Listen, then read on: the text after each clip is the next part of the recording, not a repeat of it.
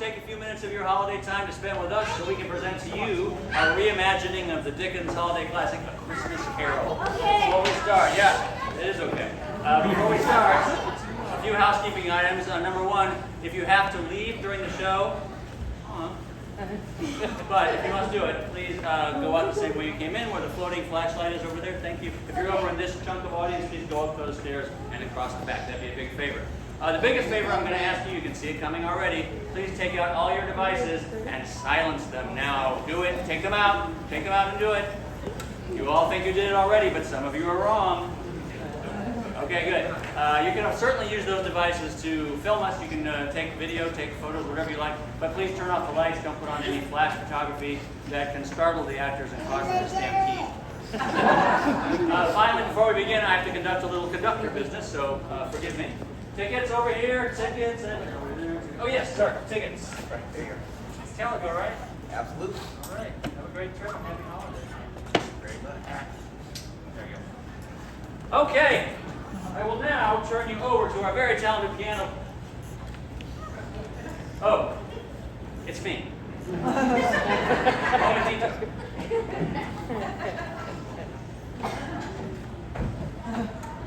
Okay, we take you back to 1885 for a Calico Christmas Carol. 1817, now arriving in Calico, passengers will disembark.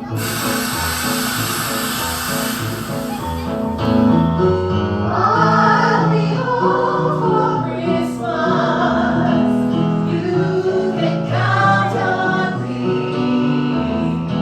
Please have snow and mistletoe and presents on the tree.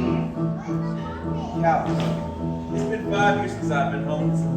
How you folks doing? Having a good time in this great town? Yeah! There's nothing like Christmas in Calico. Grab some hot chocolate from the saloon, roasted chestnuts from the barn, find them just the right gift for someone special. Yeah, it feels good to be going home. Reminds me of another time, about 10 years ago. Another Christmas Eve. Christmas Eve will find me where the love light gleams. I'll be home for Christmas, if only in my dreams. Oh, there's old Scrooge now. He's just like I remember. He and Marley used to run the trains around here. Hey Scrooge, how's your partner Marley? Dead. Dead as a doornail. Died 7 years ago this very night. That is right. Marley was dead, of that there is no doubt. But let's go back in time 10 years to tell our story. I want these trains to run on time. I don't care if it is Christmas Eve. Scrooge never painted out Marley's name. There it stood on the train platform. Scrooge and Marley. Some new passengers called Scrooge Scrooge, and some called Scrooge Marley. He answered to both names. It was all the same to him. Old Scrooge was a tight-fisted hand, squeezing, wrenching, Grasping, clutching. covetous old sinner. On time, I said. Get out of my way.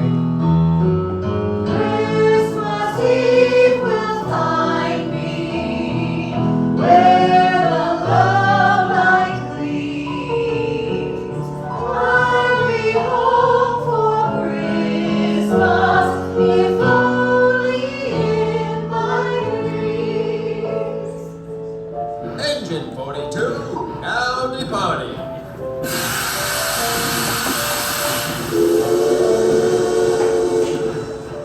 It was cold, bleak, and biting winter weather in Calico.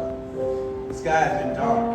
The sun hadn't shone all day, as if Heavenly Father knew there must be darkness before there can be light. Now, Scrooge was an icy soul, who kept the world away, wanted all of humanity to keep its distance. But there was a time, of all the times of year, Christmas Eve, Scrooge sat in his counting house, pored over his ledger books, alongside his only clerk, Bob Cratchit.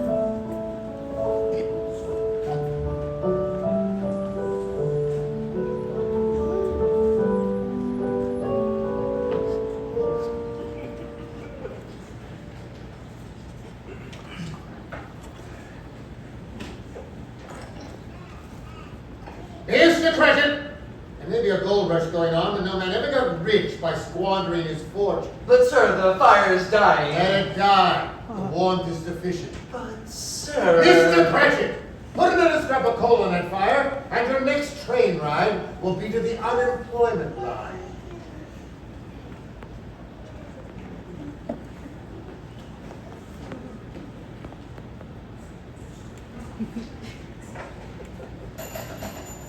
Merry Christmas, Uncle! God save you!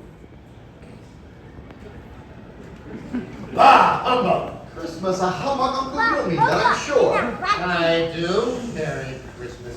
What right have you to be merry? You're poor enough. And what right have you to be dismal? You're rich enough. Humbug! Don't be cross, Uncle. What else can I be when I live in such a world of fools as this? Every idiot who goes about with Merry Christmas on his lips should be boiled in his own pudding and escape of holly through his heart. Uncle! Nephew, you keep Christmas in your way and let me keep it in mine. But you don't keep it. Then let me leave it alone. What good has it ever done you? I guess I've always thought of Christmas as a good time. A kind, forgiving, charitable time. And though it has never put a scrap of gold or silver in my pocket, I believe it has done me good and will do me good. And I say God bless it! Mr. Cratchit! Let me hear another sound from you and you'll be on that train. First class to nowhere. Come, Uncle, don't be that way. Come dine with us at the grill tomorrow night. No. But why? Why? Why did you marry against my wishes? Because I fell in love. Because I fell in love. But you never came to see me before my marriage. Why is that a reason not to come now? Come! Boysenberry pie with us at the grill tomorrow. Good afternoon. Why can't we be friends, Uncle? Good afternoon, nephew. Enjoy your pie and frivolity without me. I am sorry with all my heart to find you so resolute.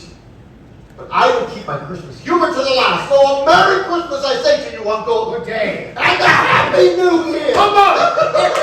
Happy New Year!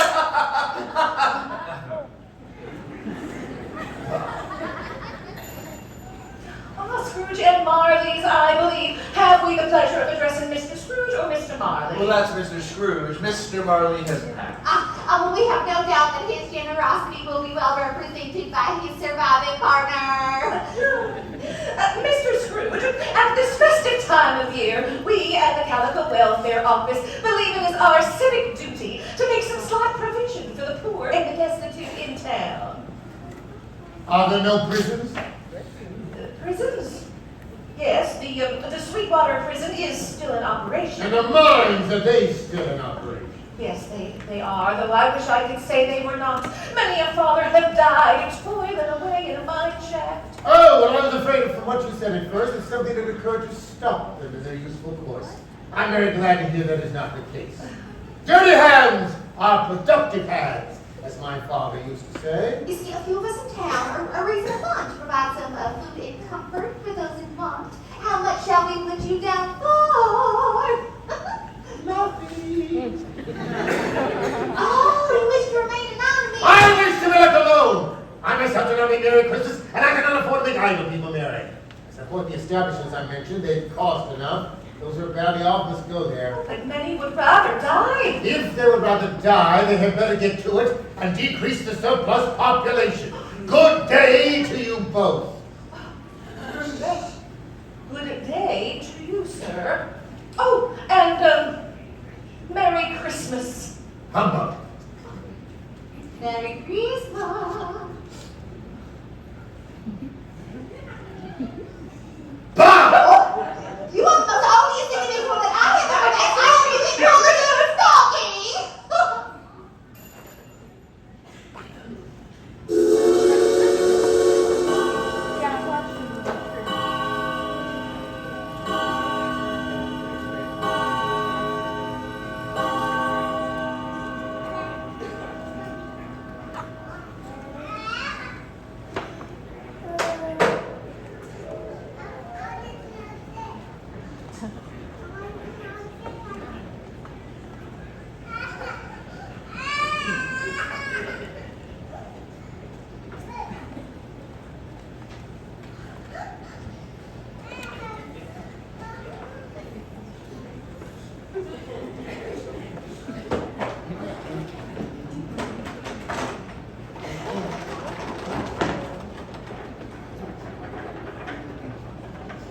You want the whole day off tomorrow, I suppose? Well, if it's quite convenient, sir. It is not convenient, and it's not fair to pay a man a day's wages for no work. It's only once a year, sir. A full excuse for picking a man's pocket every 25th of December.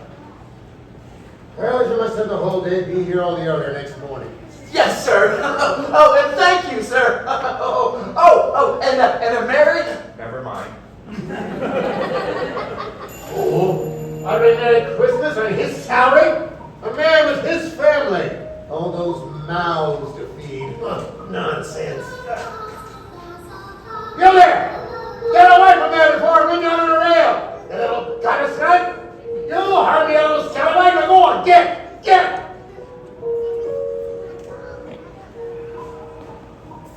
Scrooge made his way to his bleak home behind the Calico Bank. He always joked like to keep an eye on his money. No one ever laughed at him.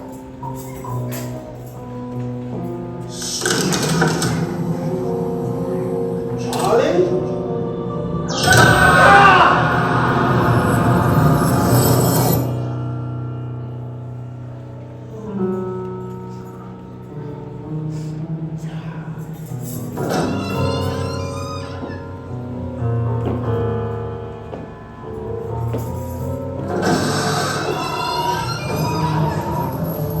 Who's there?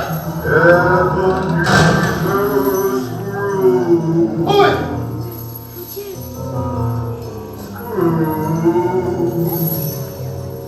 What do you want? Who are you? In life I was your partner, Jacob Knott.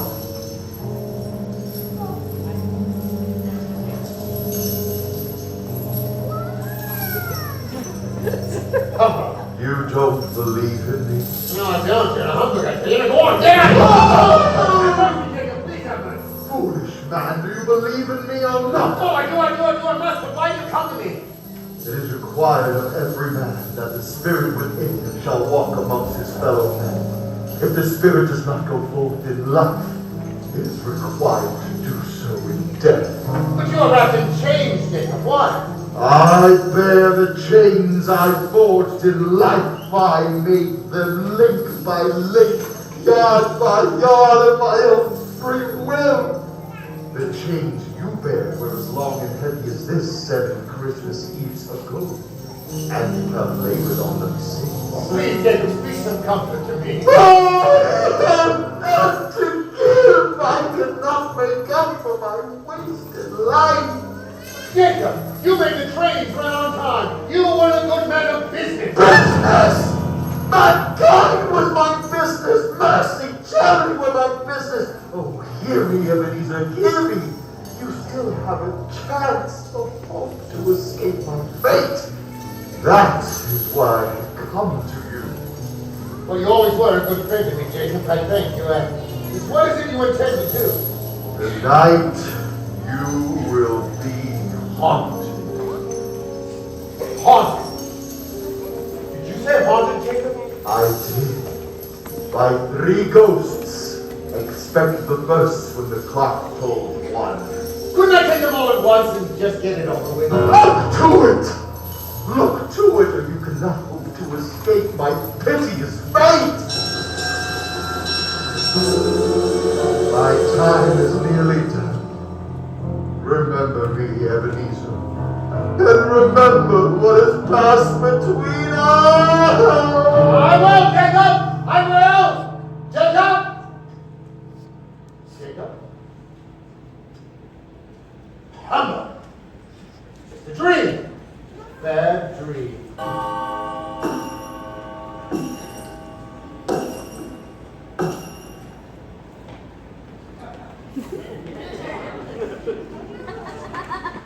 Are you a spirit, miss? Yes? The first of the spirits whose coming was foretold to me. Yes! I'm the ghost of Christmas past! Yeehaw! What business brings you here? Your welfare, partner. I'm very much obliged to you, but I can't help thinking a little rest might be more conducive to my well-being. Turn and look upon me. Come, you must follow. We're heading out that window. But you're a spirit and I am mortal. How can I follow you? There but a touch of my hand, and you shall be able. Let's get Whoa! him! Good heavens! Virginia City! This is where I was born. I was a boy here. Oh, these are the happiest times of my life. Well, ain't that strange? What? That you've forgotten. Look there.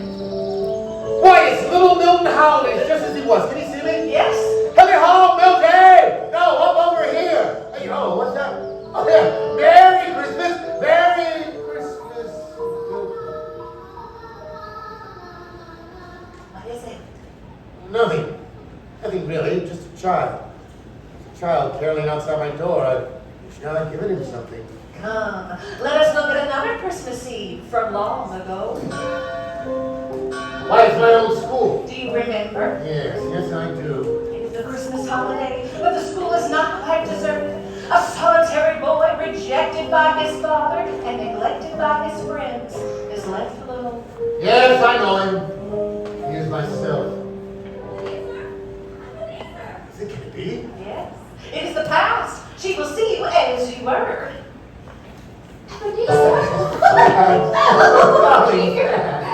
Dear brother, I've come to bring you home.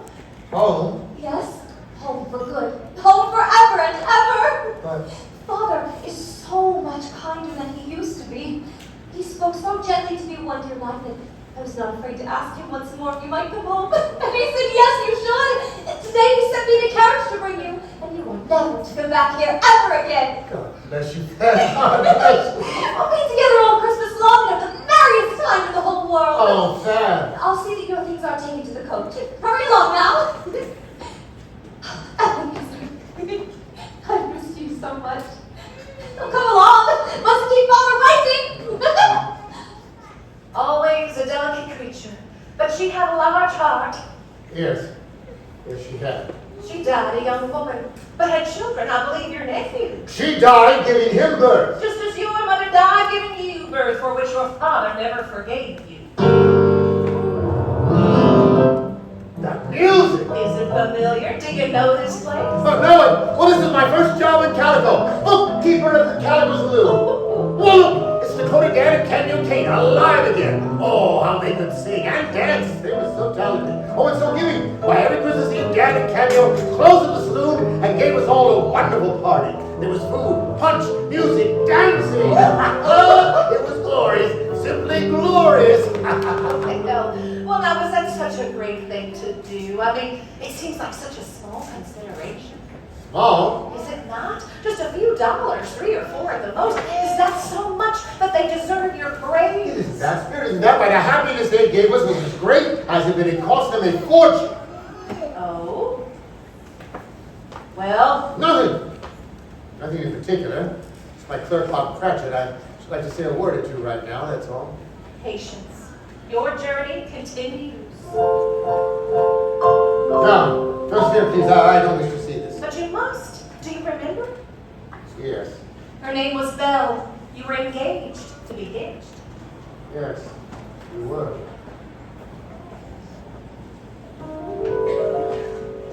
Ebenezer, I've been displaced by an idol, What idol has displaced you? a golden one. You condemn my ambition.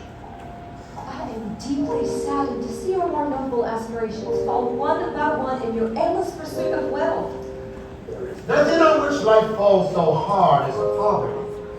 Ebenezer, our engagement is an old one. When it was made, you were a different man.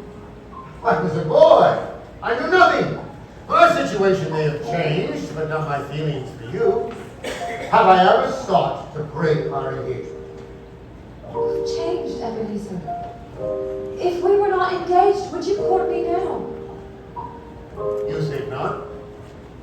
The Ebenezer you are now? The big man of business in Calico.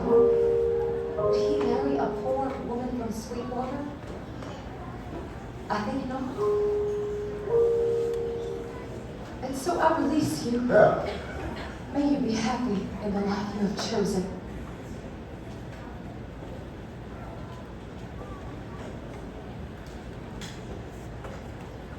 Belle. Belle! Spirit. Stop torturing me! Remove me from this place! My time with you wit's end. Oh, thank goodness. What you have seen has been your past. That which has set you on your present course contains lessons to be gleaned. It is my hope that they have been seared like a brand into your soul. Happy dreams. You must now look upon the present. That's so sweet, though. But tell me, most importantly, how did Johnny Jim behave? Oh, it's as good as Gold Deer and better. He sang like a little angel. And sometimes he gets so thoughtful, sitting by himself so much. Coming home, he told me that he hoped all the people in the Church of Reflection saw him because he was a cripple. And it might be pleasant for them to remember who made the lame walk and the blind see. And as I carried him home, he called out, "Merry Christmas! God bless us!" to everyone we saw. Perfect strangers smiled, waved, and answered back, "Merry Christmas!" And Tim called back, "God bless us, everyone!" God bless us, everyone.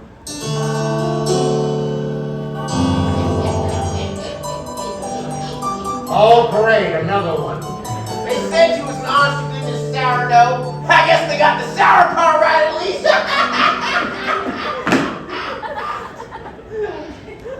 Ain't you glad to see me? No. I've been sent to help you strike it rich. Spiritually, that is. Well, it can't be any worse than what the spirit of the past showed me.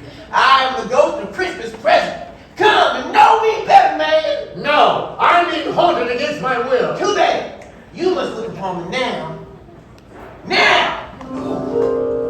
May God bless Tiny Tim. He's growing strong and hardy, don't you think, dear? He'll see many Christmases yet, I'm sure. And Mr. Scrooge has given me the whole day off with... Mr. Scrooge, I wish I had him here. I'd give him a piece of my mind. Oh, but please, dear, it's Christmas. Christmas or not, he's a stingy, unfeeling old man.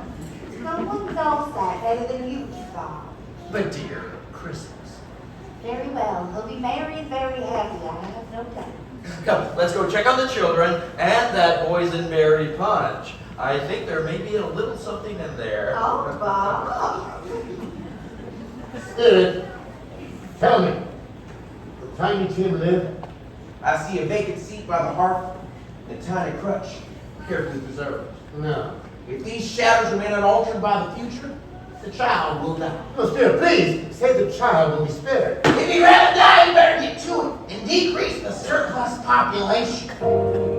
Did I say that?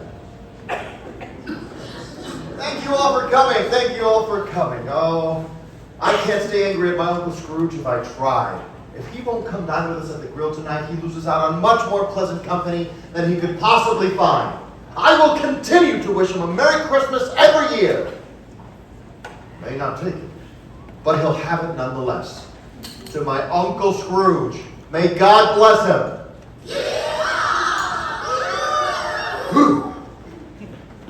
He gives so much and gains not from it. Not all treasure is visible. The true gold is right here. Surely your dark heart beats only for you, Ebenezer. But there's time to change. There's always tomorrow, isn't there? Then not for me, old man. Spirits' lives are short. Mine ends today and melts into tomorrow. And speaking of tomorrow, you must now look upon the shadows of the time to come. Spirit, I know you're supposed to do me good and to help you. What's happening? Spirit. Spirit, where are you? Spirit! Spirit!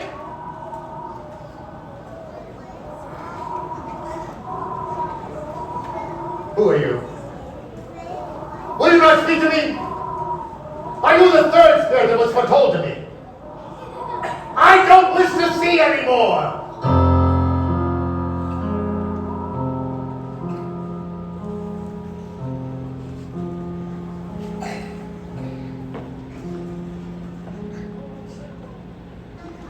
It is much past Mr. Cratchit's time.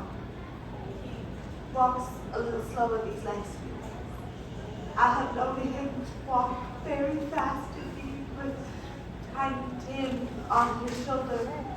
But he was very light to carry.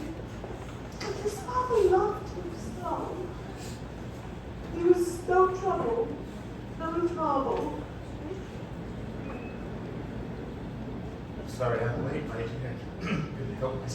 You live there. Cemetery. Yes, my dear. It will do you good when you see it. It really is a lovely place. But you will see it often. I promised him that we would walk there every Sunday. And that he said it would make him very happy that we shouldn't mind it. And not to be grieved. Oh, my child! My poor little child! Bob! Spirit, answer me this question. Are these the shadows of things that will be? Or the shadows of things that might be? Spirit, answer me, please! Are these the shadows of things that will be or might be?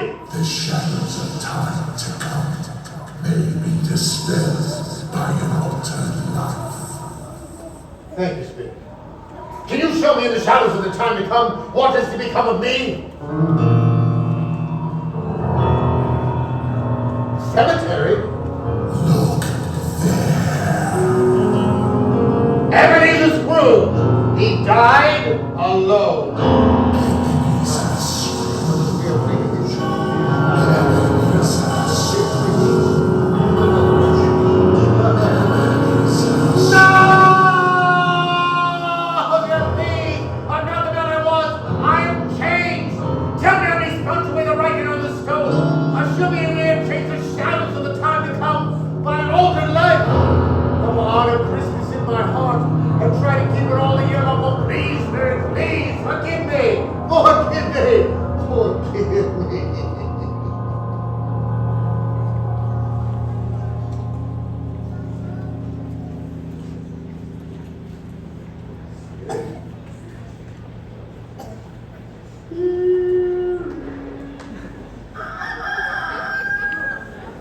Rufus? Where am I?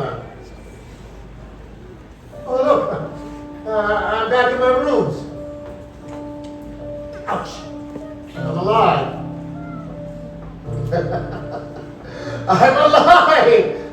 I don't know what to do. I don't know what to say. Thank you, Spirit. Thank you, Jacob. I will not forget the lessons that I've learned. Shadows of the time to come may be dispelled by an altered life. And they will be. They will be. Oh, I wonder what day it is. Is it light? Oh, you there, my fine fellow. What's today? Today? Yes. Why, it's Christmas Day. Christmas? It's Christmas Day! The spirits did it all in one night. Well, of course they did. Spirits can do anything they like. Oh, I'm as light as a feather. I'm as merry as a schoolboy. I feel like a baby. So much to do, so much to do. I don't know where to begin. Well, first of all, what did you give me? Well, I didn't. I don't deserve to be so happy. But I can't help it. I can't help it! And Scrooge was changed.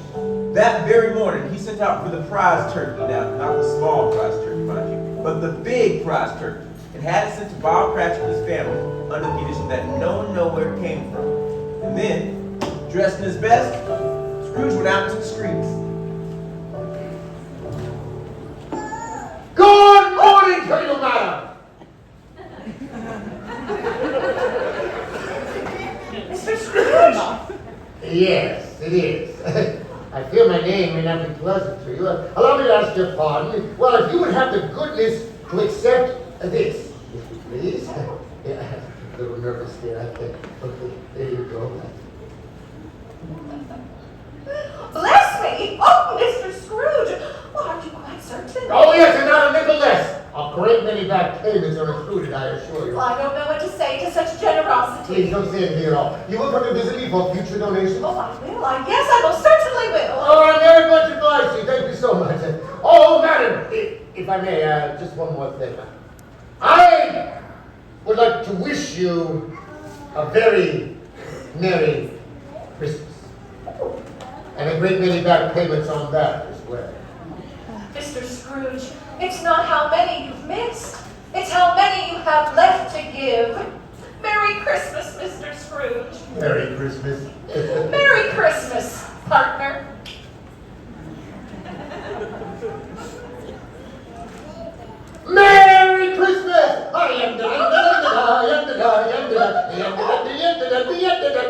Hey, oh, Merry Christmas! That very day, that very wonderful Christmas day, Scrooge went to church, walked the streets of Calico, and found that everything made him happy. Uncle Scrooge kept the night up by having boysenberry pie with me and the Mrs. Attenborough. Early the next morning, he went straight to his office to catch Bob Cratchit coming in late. That is the very thing he had his heart set upon. The clock struck 9, No Bob. a quarter past. Still no Bob. He was a full 18 minutes behind.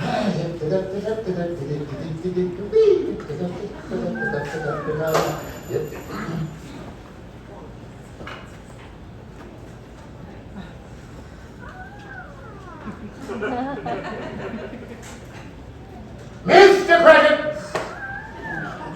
What do you mean by coming here at this time of day? I'm very sorry, sir. I am behind my time. Yes, indeed, I think you are. Step this way, if you please, sir. It's only once a year, sir. It won't be repeated. You see, I was making rather merry yesterday. That is quite enough, Mr. Cratchit.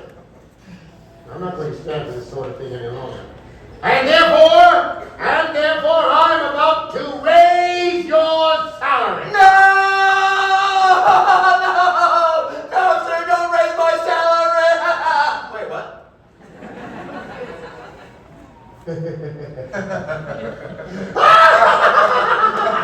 It's true!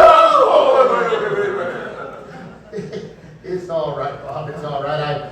I haven't taken leave of my senses. Sorry, I couldn't resist. No! You see, Bob, I've come to my senses. Truly.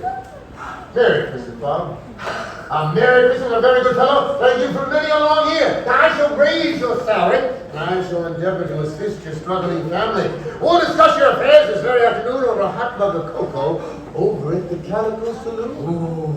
First, I want you to build up a roaring fire before you dot one eye, Bob Cratchit. And Mr. Scrooge was better than his word. He did it all and infinitely more. He became as good a friend, as good a boss, and as good a man as this good world has ever known. And Mr. Scrooge spent the next decade making good on his promise. The train is here, dear. That means our son is home from college. Tiny Tim! Alright, now, objectively speaking, I don't think I'm so tiny anymore. Merry Christmas, Mom. Merry Christmas, Papa. Merry Christmas, son. Through the years, Scrooge became like a second father to me. Well, it's about time you showed up. Merry Christmas, Tim. Oh, you remember Belle? Of course. Merry Christmas to the both of you. And thank you, Mr. Scrooge, for all you've done. Thank you for saving my life. Now, Tim, it was you who saved mine. I may not have many Christmases left. I intend to make each and every one of them count. And it was always said that he was able to keep Christmas true in his heart every day of the year. May that truly be said for all of us during this wonderful, joyous season. And so, as I've been known to observe, God bless us. God